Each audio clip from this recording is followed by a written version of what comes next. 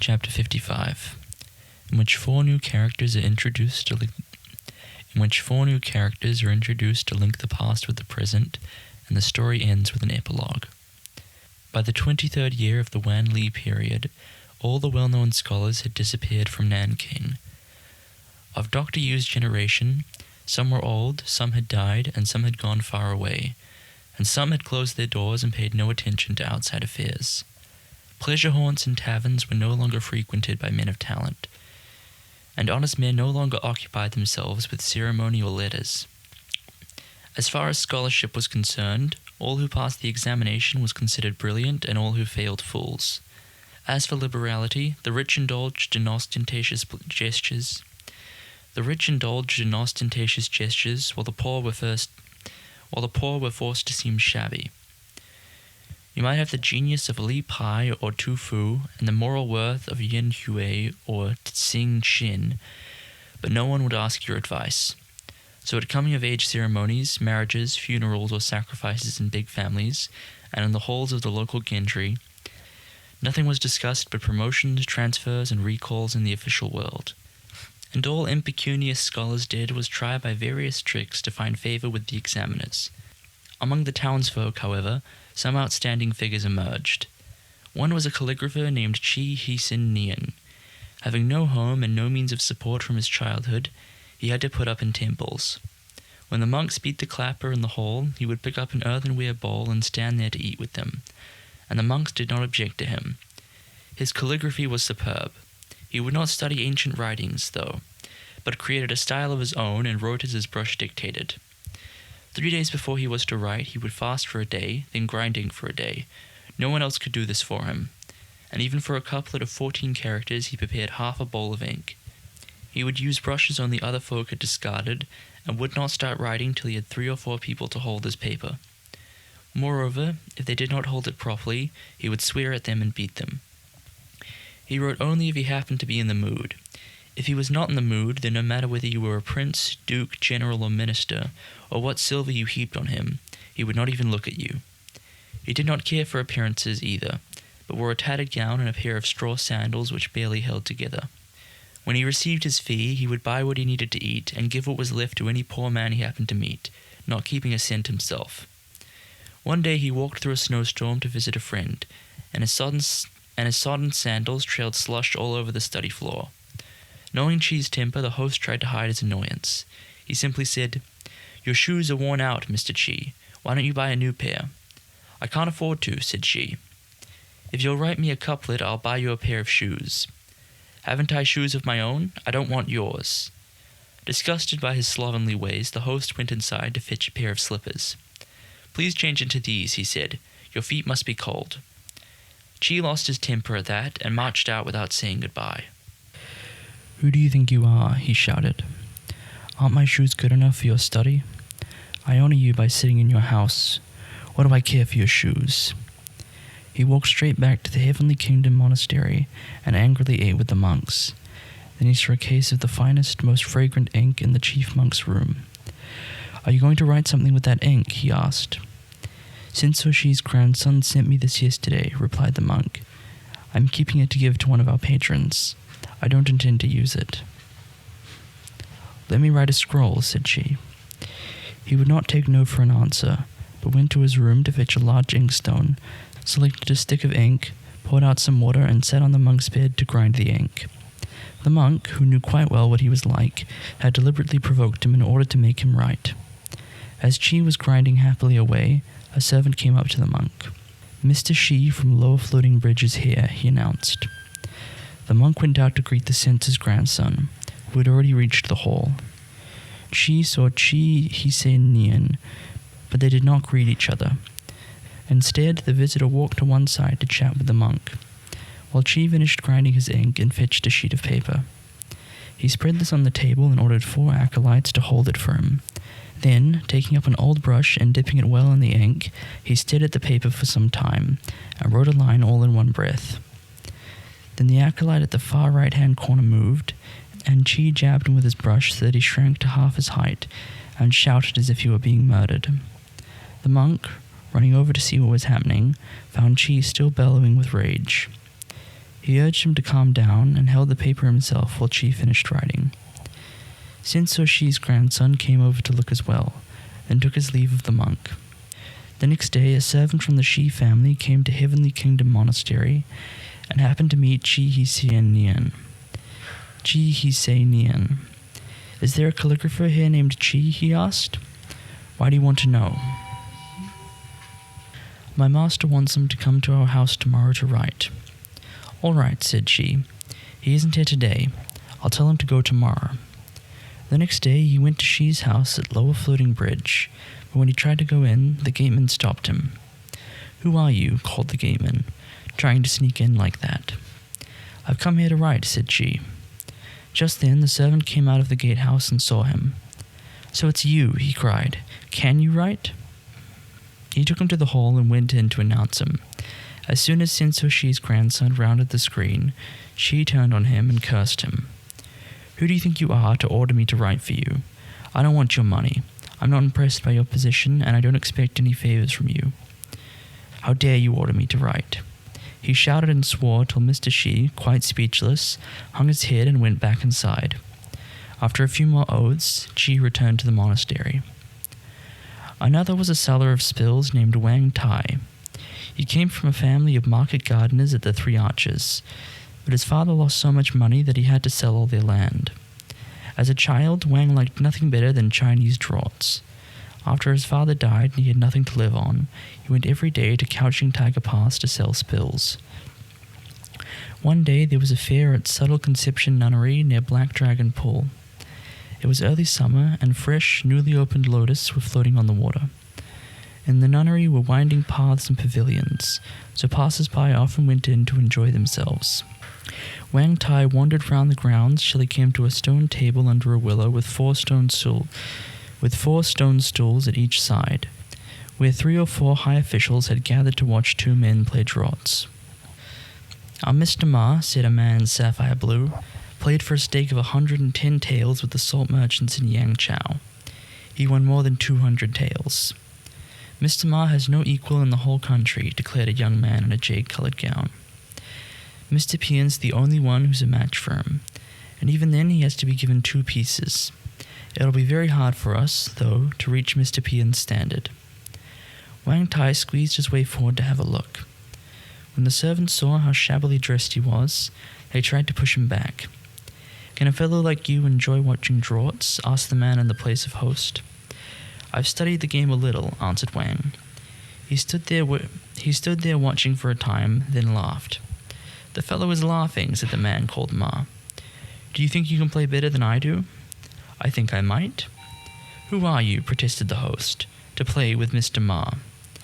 As he's too bold, why not teach him a lesson, said Pian. Then he'll know better than to laugh the next time he sees a gentleman playing. Wang did not decline, but made ready his draughtsman and offered Mr. Ma the first move, to the great amusement of the onlookers. After a few moves, Ma realized he was no common player, and halfway through the game he stood up. I've lost by half a piece, he said. The others were quite bewildered. Yes, Mr. Ma has a little the worse of it, confirmed Pian. Amazed, they invited Wang Tai to a feast. There is nothing more pleasant than beating a second-rate player, Wang replied. After beating a second-rate player, I'm so happy I don't need wine. He burst into hearty laughter and walked away without a backwards glance. Another was Kai Q-on, who kept a tea house.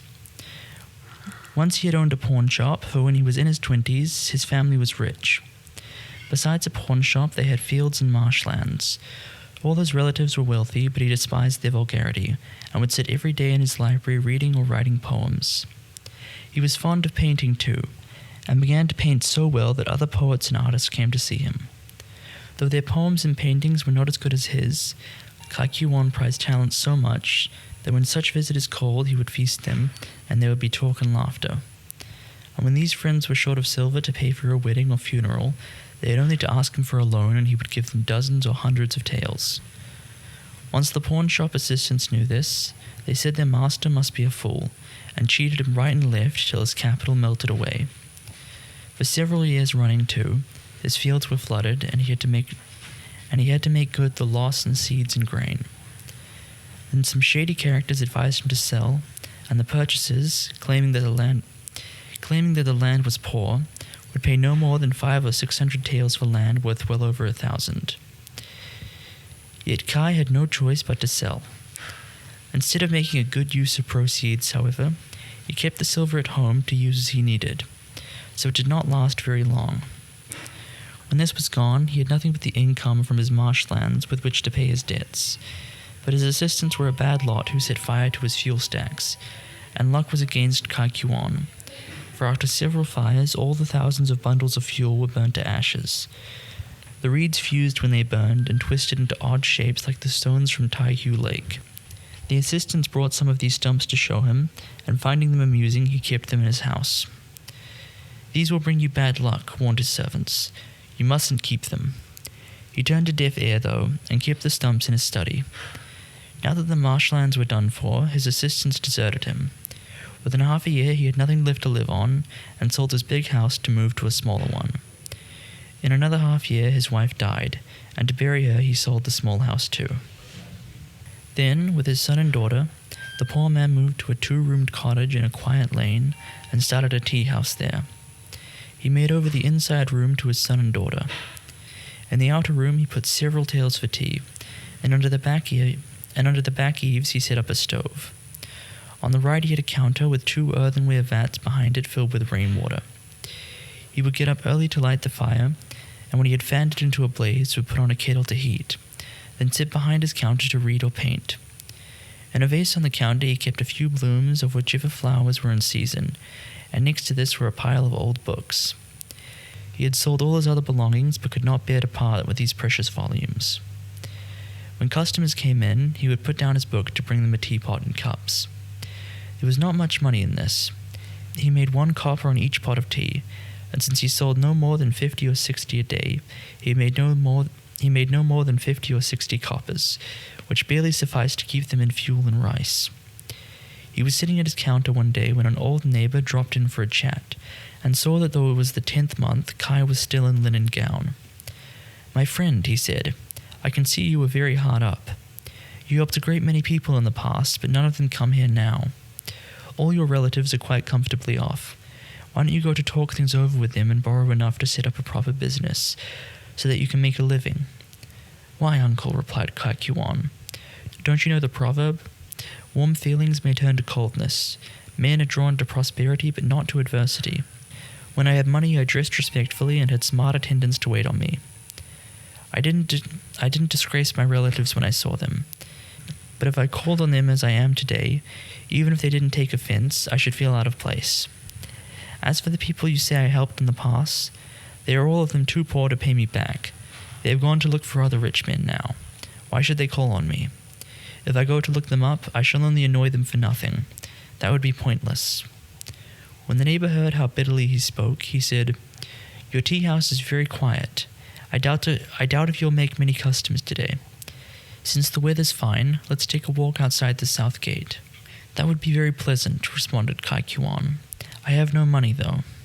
I have a little loose silver, enough for a meal." "Well, this is very good of you." Kai called his son out to mind the shop, then walked off with the old man through the south gate.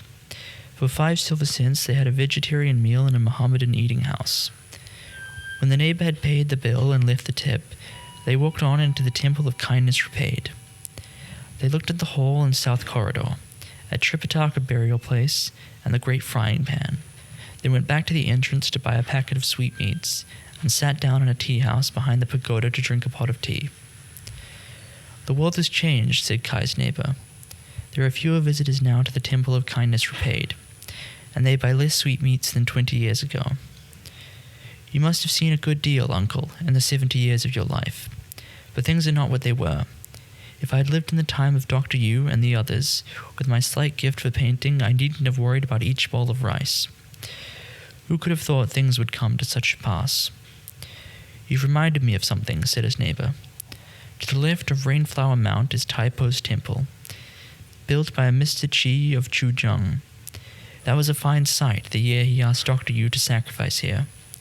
I was little more than 20 then, and I squeezed through the crowd, losing my cap in the crush. But today there is nobody to look after the temple, and the buildings are falling down. When we finished our tea, let's go there to have a look. They ate a dish of dried bean curd, paid for the tea, and left. Having climbed the left side of Rainflower Mount, they saw the main hall of Taipo's temple with the front half of the roof caving in. 5 or 6 children were playing football beside the double gate, one half of which had fallen to the ground. Going in, they came upon 3 or 4 old women who were picking shepherd's purse in the temple courtyard.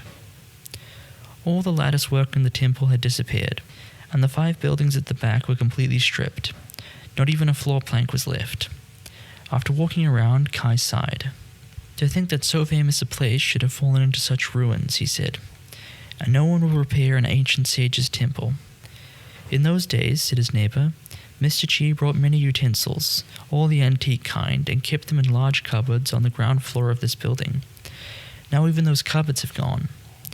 It makes you sad to speak of old times, said Kai. We had better go back. They slowly retraced their steps. Shall we go to the top of Rainflower Mount, suggested Kai's neighbor.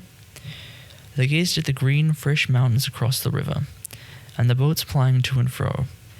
They could see each sail quite clearly. The red sun was gradually sinking behind the mountains when the 2 of them paced down the hill and back to the city. For another half-year, Kai Kyuan went on selling tea. In the 3rd month of the following year, he accepted a post as tutor at a salary of 8 taels. Another was a man of over 50 named Ching Yuan, who kept a tailor's shop in 3 Mountain Street. After finishing work each day, he would play the lyre and practice calligraphy. He also liked to write poems. Since you want to be so refined, said his friends and acquaintances, why do you stick to your honorable profession? Why not mix with some college scholars? I'm not trying to be refined, replied Ching Yuan. I just happen to like these things. That's why I take them up from time to time. As for my humble trade, it was handed down to me from my ancestors. I'm not disgracing my studies by tailoring. Those college scholars don't look at things the way we do. They would never be friends with us. As it is, I make 6 or 7 silver cents a year, and when I've eaten my fill, if I want to strum my lyre or do some writing, there's nobody to stop me. I don't want to be rich or noble, or to make up to any man. Isn't it pleasant to be one's own master like this? When his friends heard him talk this way, they began to treat him coldly. One day, when Ching Yuan had finished his meal and was free, he walked to Qingliang Mountain, the quietest spot in the west of Nanking. He had an old friend there named Yu, who lived at the back of the mountain. Yu did not study or trade, but had brought up 5 sons, the oldest of whom was now over 40, and the youngest over 20. Old Yu supervised his sons' work on their vegetable farm. They had 200 or 300 mow of land, and in an empty plot in the middle had planted flowers and trees and piled up artificial mountains. The old man had built a thatched cottage there, and the plane trees he had planted had grown to a great size. When he had seen his sons tend the vegetables, he would go to his cottage and light the fire to brew tea, feasting his eyes on the fresh green as he drank. When Ching Yuan arrived, old Yu said, I haven't seen you, brother, for some time. Have you been very busy lately?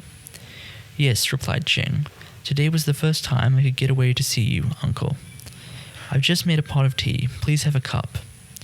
He poured out a cup and passed it to Ching, who sat down. The tea looks, smells, and tastes delicious, uncle, said Ching. Where do you get such good water? We're better off than folk in the South City. We can drink from all the wells here in the West. The ancients longed for a peach blossom stream when they could escape from the world. I don't think any peach blossom stream is needed. To live quietly and contentedly in a green plot in the city as you do, uncle, it's as good as being an immortal. Yes, but there's nothing I can turn my hand to. I wish I could play the lyre as you do, brother. That would help pass the time. You must be playing better now than ever. When will you let me hear you? That's easy, said Ching. I'll bring my lyre tomorrow.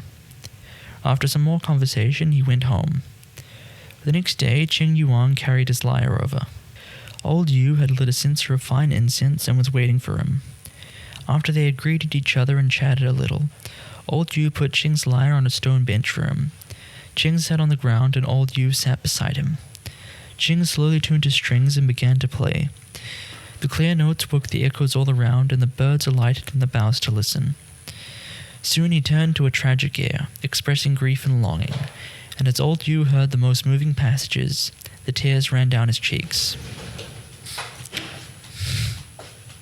After this, the two friends were constantly together, but now Ching took his leave.